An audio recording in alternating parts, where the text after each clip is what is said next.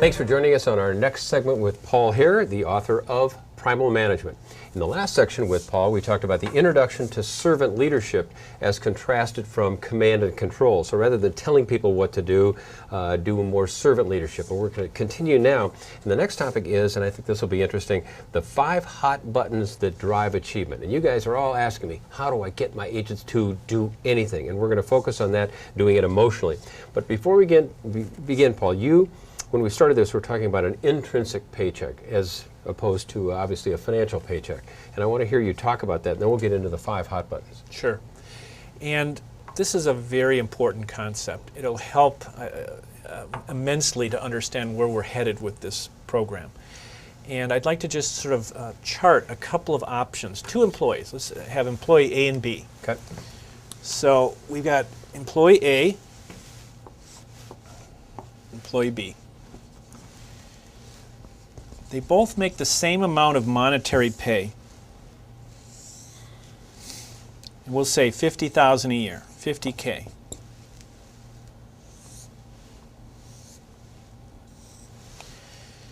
Employee A works for a command and control leader who does not understand human motivation, does not understand the hot buttons, basically uses fear to motivate, and money. Mm-hmm. And an employee who works for that type of manager gets no respect, no accolades, and it really is not treated well. So it's a painful experience coming to work. So in that case, this employee has a negative intrinsic paycheck. It hurts to come to work. So let's say, and by the way, we'll instead of talking about money, let's talk about feelings. Your paycheck is only motivating because of the feelings it generates, the fun things you can do with that money. Right.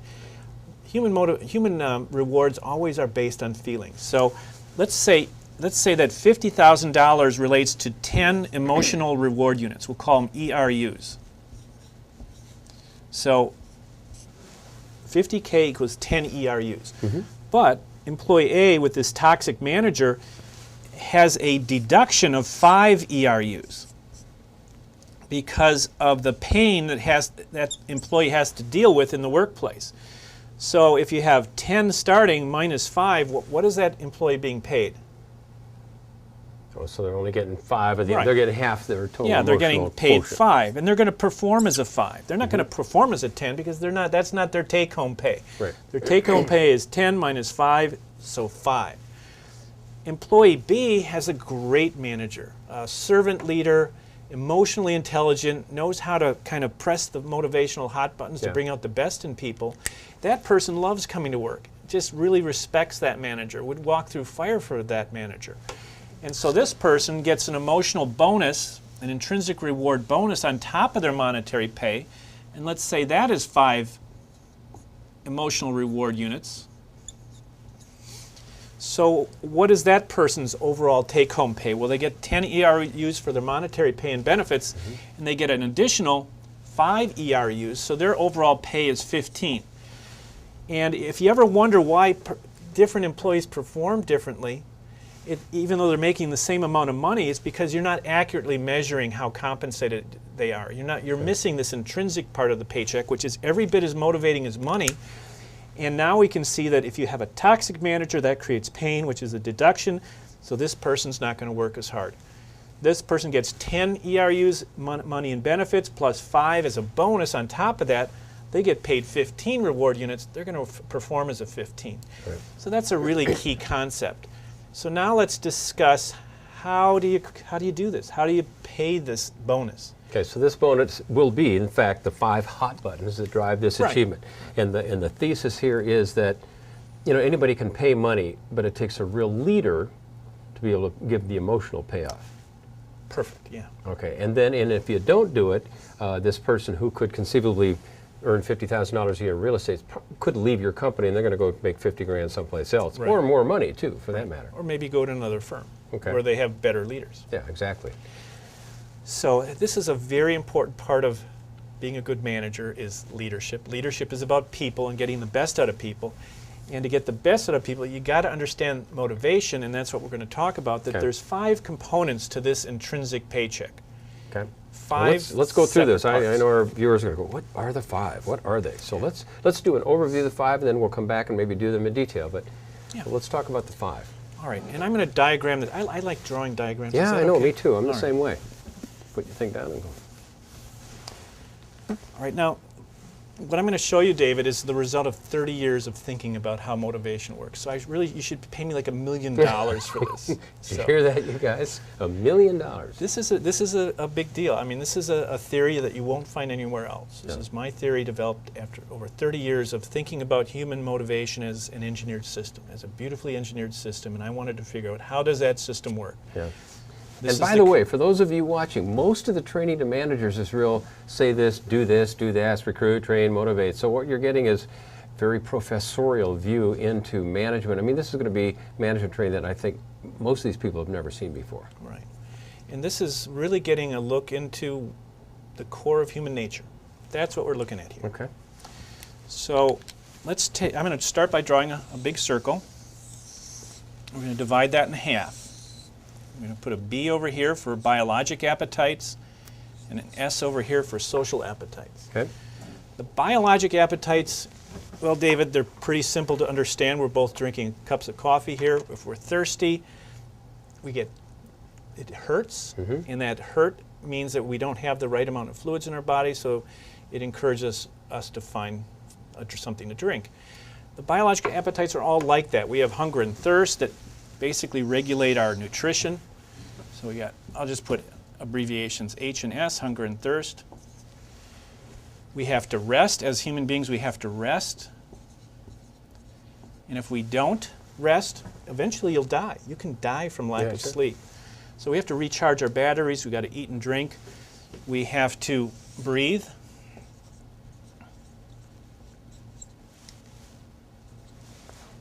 And if we don't breathe, we're dead. Try holding your breath for 3 minutes. No, I can only do it for 2. It hurts, doesn't it?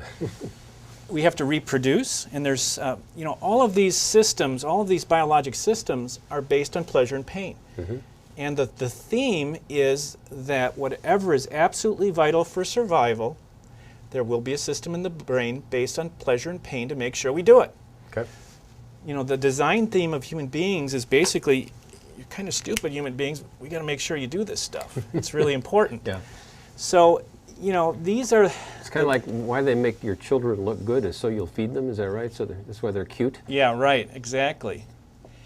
So we got to reproduce, and we got to protect ourselves from physical harm. And all of these systems are built into the brain. We know which neurotransmitters regulate them. We know what happens if these systems are damaged through disease or injury. We need these. If you turn off any of these, we're dead. So there's nothing soft about this. This is about human survival. Okay. And what my book is about is saying, okay, you know what? Nature didn't stop with regulating our biologic needs. We have certain technological and social needs that are every bit as important as these, and they're also regulated with feelings of pleasure and pain. Okay. That the human engine is a biosocial engine that governs everything we do. If you turned off this engine, you wouldn't get out of bed in the morning because there'd be no motivation to get out of bed. Right. So these feelings of pleasure and pain that tug on us through our day are leading us in the direction of survival. And if we turn them off, we wouldn't survive. So when people say emotions are soft and irrelevant in business, I think not. No, and as I went through and read your book, I've always been the guy who advocates emotions, that when you work with people, everything you buy and sell is done for feelings. Right. So I'm your greatest advocate or supporter when it comes to emotion is the heart of how you manage people and how you sell things. Right, exactly. And if we think of these pizza slices as like the strings on a harp, well, you got to pluck at the strings of emotion to motivate your customers to buy your goods and services.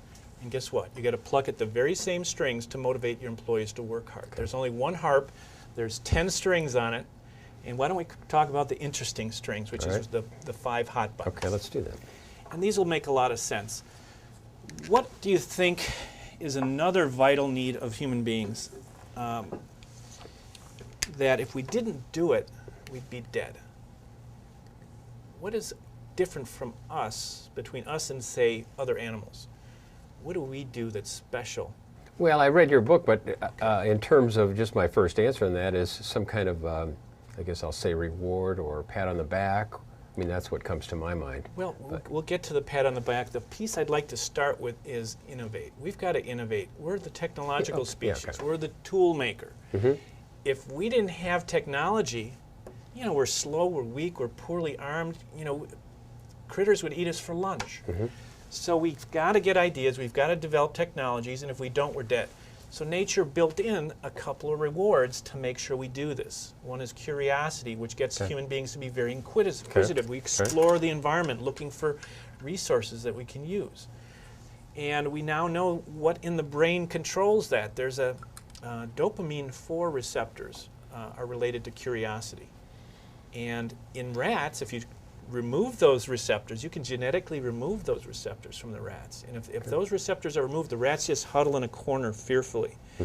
And if they have the receptor, they're very curious as well, and they'll explore their environment. The same thing with human beings, and I'm a very curious person, and it's a big part of my emotional paycheck. If I'm not allowed to explore, experiment, and innovate, I'm sorry, I'm out of here. Well, I looked at innovation. As I went through the book and read that on innovation, I'm trying to think, how do I apply that to managing realtors? Right. And I don't know, the first thing that comes to mind when I look at curiosity, I've often said that prospecting should be like a game. Calling for sale by honor, not to get the money to get it listed, but just out of the fun to see what the heck goes on when you knock on the door. Right. And of course, a lot of that for the salesperson is fear, but I can also look at that, aren't you just curious to see what it would be like to make that sales call? So I'm floating it out there and see if that fits. Well, you know what, it fits, and we'll just take it a step further. Harry Quadracci, with his employees, a book was written about him, and the writer who wrote the book said Harry Quadracci explored his employees' lives like Jacques Cousteau exploring a coral reef.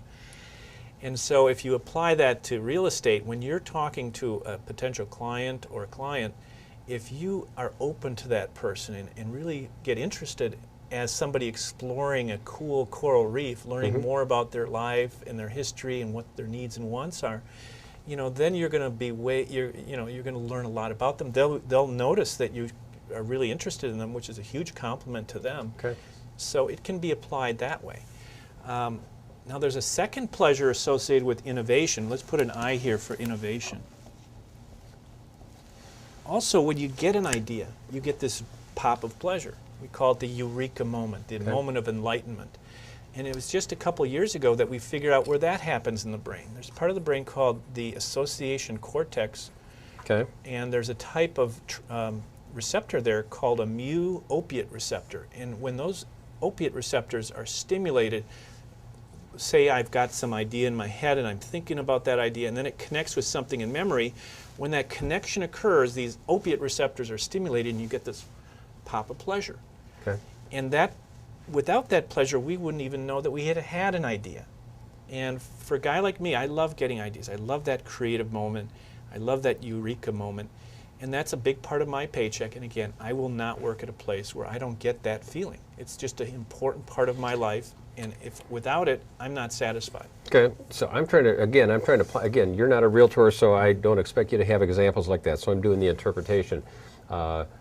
To create an environment where real estate agents want to innovate, they need to feel that good feeling when they're curious enough to discover things, discover prospects, discover solutions, and then maybe problem solving. Would that be the eureka moment, coming up with a solution? So solutions, curiosity and solutions. Right. So I'm trying to think, as a manager, how do I manage an agent so they feel free to do that? And the first thing that comes to mind is, I guess, not fault them if they don't have a solution. Perhaps don't be critical of that, and have them feel free to go be curious.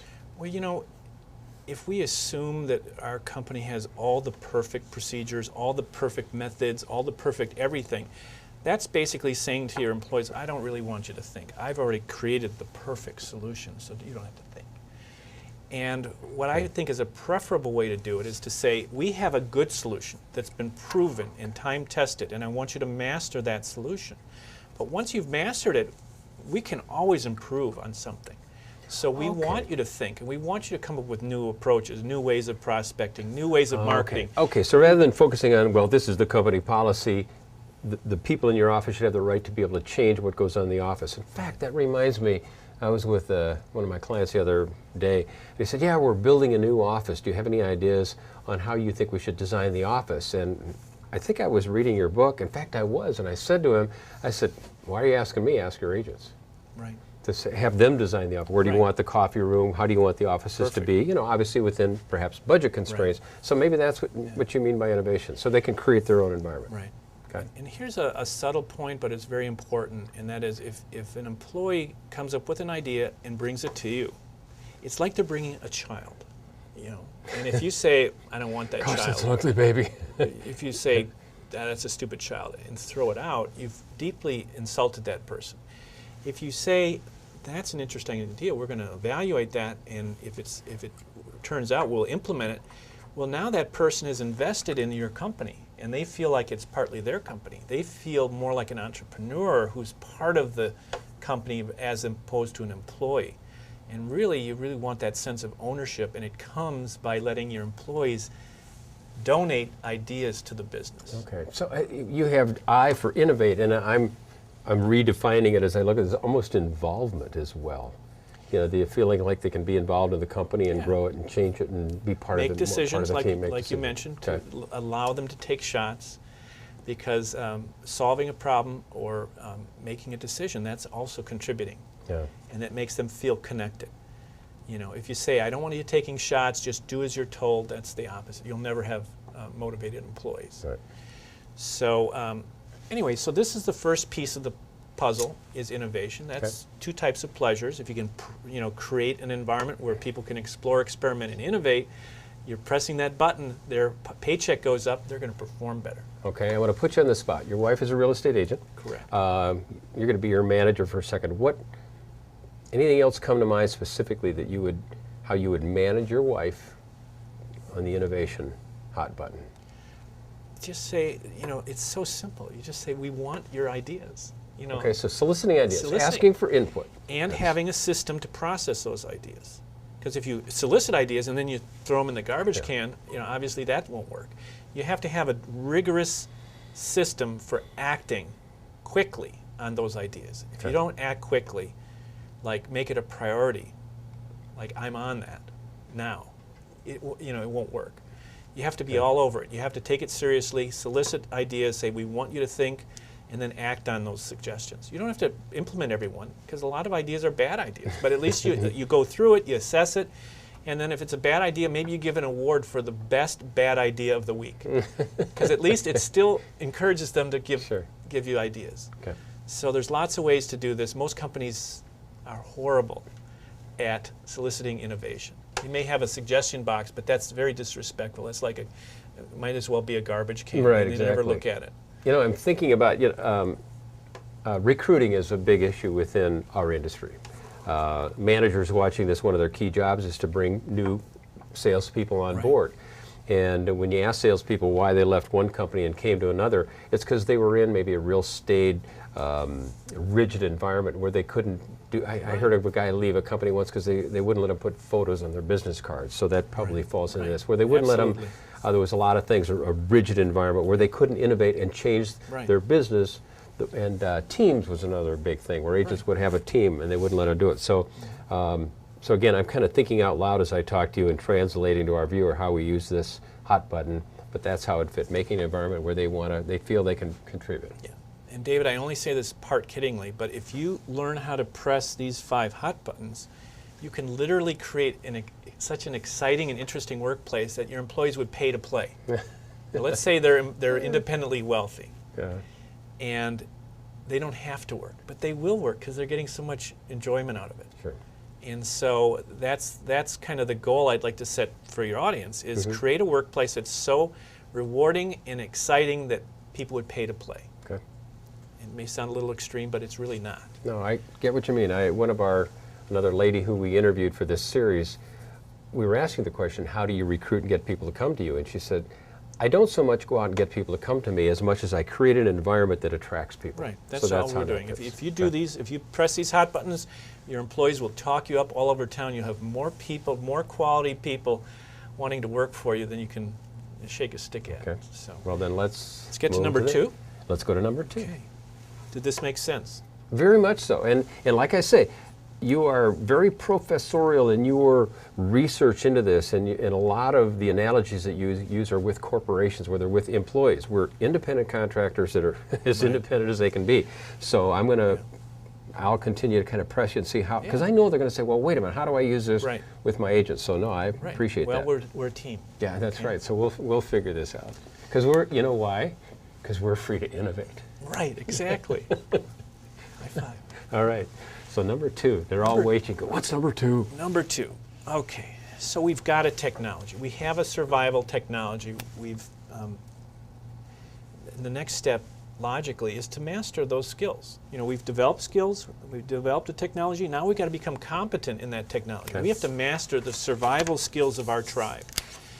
And the way competence is competency. Okay. So let's say that our tribe has developed a certain level of survival skills, and as we master those skills, our self-esteem ratchets upward. The brain is tracking the skills that we possess.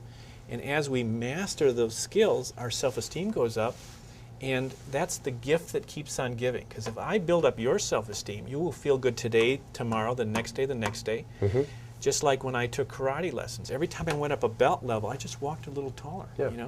When I was about a purple belt, I was in downtown New York to meet my agent, and I arrived late at night, and I wanted to get something to eat. I'm walking down, through like Times Square at 2 in the morning, and I was not nervous because I felt competent. You want a piece of me? I got my purple belt. I'm going to take you on because I got competency. Exactly. All right, forget about it. So anyway, that feeling of self-esteem is regulated by the neurotransmitter serotonin. Yep. And there's 2 ways you can boost your serotonin levels. You can either develop the skills that our society expects you to have, or take an antidepressant like Prozac. Prozac boosts serotonin levels, becoming skillful boosts it, and it's as vital for human beings as eating, drinking, and breathing. If you don't have this sense of competency, and let's say you're very incompetent, all the way to the floor, that's depression. Well, yeah, I was going to say, that sounded like depression, where you just go, I don't think I can do anything. Right. Yeah. And so I can't do anything right, yeah. So a great leader is also a great mental health professional. It creates that's true. A healthy work environment where people can feel competent, and that will keep them out of the psychiatrist's office. So once again, let's go into the practical. They're listening to this, okay, competency. First thing comes to mind is we need to train them, which is clearly what everyone's doing here. But how do we create that competency? Hot button, these people are independent contractors selling real estate. Well, our goal should be to create a culture of experts, a culture of mastery. Not just competent, we want to master the skills of real estate. So the idea is to just set that as an expectation. We expect you to become masterful. Well, now that sounds like command and control. No, it's human beings need this. I mean, it's doing something for your employees, because they, as human beings, we want that feeling of being an expert and being respected as an expert, not just being an expert, being treated like an expert. Okay. And as far as how to develop it, here's an example from, again, Harry Quadracci. Mm-hmm. He would have an employee come up to him and say, Harry, I've got this problem, and I just don't know what to do. Could you help me? And Harry would never solve the problem for the person. He would say, Joe, you've impressed me as one of my best employees, and I so respect you, and I really think you can solve this on your own. I think you have the background and knowledge and skill and creativity to figure this out on your own. So why don't you go and solve this problem and come back in a week and show me how you did it? And almost without fail, the employee would solve the problem themselves, prove to themselves that they're better than they thought they were, because they didn't need Harry's help. Okay. And that was like going up a belt level in karate. So if you can give your employees stretch goals that show them that they're better than they even thought they were, you're building their self-esteem and also building your company too, because they're making these great decisions. You have more good decisions being made, more good shots being taken, and the key thing is, you have to treat them like experts and expect them to take shots on their own. Okay, so maybe competency could be in terms of, if we hold somebody accountable to, I don't know, making 30 calls to their sphere of influence, and they came back and you say, how did that go? That congratulating that on that achievement, a behavioral achievement? Well, if they made it, if they made the 30 calls, hopefully they'd use the right techniques also, because it's not just making calls, it's making calls with the right form. Okay. And mastering any difficult skill is a step-by-step process. You're not going to get it right every time. You're not going to make the goal every time. You have to set that bar at a reasonable level for the person's background and experience base. So it's a delicate kind of dance, knowing what is this person's maturity level, where should I set the bar so it's achievable, so that if they if they work hard and develop their skills, they can actually achieve the goal. And then gradually put the bar up little by little, just like in karate. So, and in about a period of time, in karate it takes 4 years to become a black belt, but after a period of time of gradually increasing the expectations, you'll have your black belt. okay. But if you take a new person and say, I want 30 listings this month, there's no way in the world that a new person, unless unless there's something really weird going on, is going to get 30 listings in their first month. It's setting an unreasonable goal. You've just totally disenfranchised that employee. They're going to be gone next week. You don't have to fire them because they'll be gone. Yeah, exactly. So a lot of accountability is being wise on setting the goals so they're achievable, and then giving the coaching to help the people develop the right skills to achieve the goals. And to have the relationship, which is what's moving it all forward in the first place. Right. This all goes back to your original whole point, that your thesis of the whole thing is you got to engage your agents to do this. Right. I mean, so that without that, the rest of this goes. So you've got to set the expectations. Part of competency must be to teach them that which they don't know. Right. Coaching. Coaching. Okay, so we teach them So what we don't know. you got to be a competent coach to be able to coach them to hit their goals. Right. I have been suggesting forever that role-playing is the best way to get people to learn anything, especially sales. They got to practice it. Sure. So that sounds like this would apply perfectly here. Right. Showing them how to do it, letting them role-play, letting them practice it. I assume your karate instructor probably does something, throws a block or throws a punch, and now you've got to copy that, and he'll tell you where you were in relation to that. And always make your corrections as suggestions to improve and become better and stronger, never as criticism. You can correct without being critical. You can correct by saying, try it this way, that'll make you better and stronger. And they'll never take it as a criticism. There's a magic ratio of positive interactions to negative. And it comes from research on divorce. That in a marital relationship, if you have less than 5 positive interactions for every negative, you're getting divorced. That 99% chance you're going to be divorced. Yeah. You need to have 5 positive to every 1 negative, or it's unhealthy, and that employee's going to leave. Okay. Now, flip side of that, I'll play devil's advocate on it. Is it if you continue to get positive feedback on bad behavior, that's like what they do in some of these schools where, I got a trophy for showing up. No, I didn't say it. I just said. I know you're not, but I'm just wondering at what point could we have crossed that line? I mean, what if they did not do it well? Yeah. You're in a role play and they You absolutely can't, were people sucked. don't accept compliments that aren't deserved.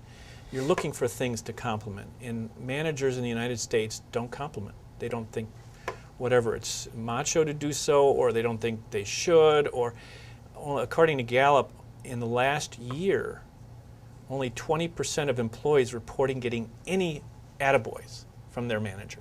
Okay. So essentially there's no recognition being given out.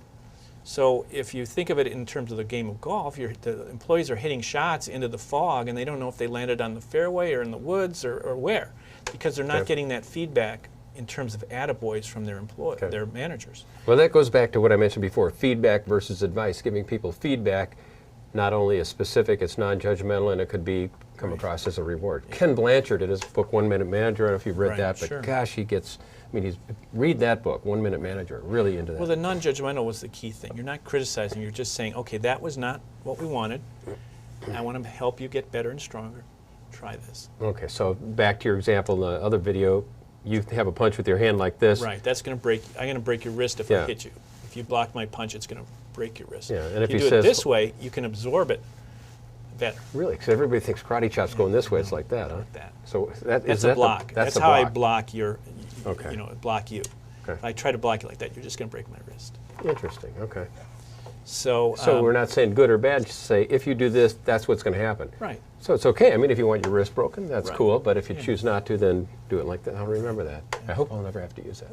Paul, maybe what we'll do, we've covered innovation and competency, and I think this is a good time to take a break here. We've done the basics, innovation, competency. I think we'll take a break here. We'll come back and then focus on the final 3 hot buttons. So join us on the next video.